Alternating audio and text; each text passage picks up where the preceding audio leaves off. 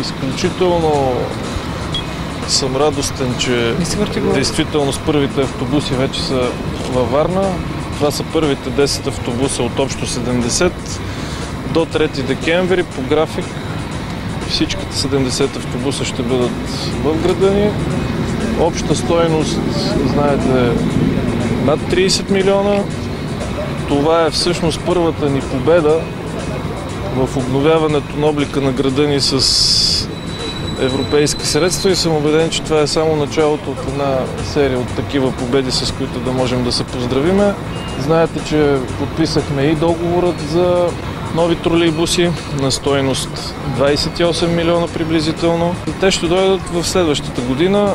Когато работим всички заедно, когато имаме визия и воля, Варна ще е печеливша, Варна ще се развива, така че надявам се, пак казвам, това е нашата първа победа. Самият автобус има функция за наклон, така че може да се коригира наклона, за изравни рампата. За това, което се кара от гаражите за 3 км, деца казва тук, нещо перфектно.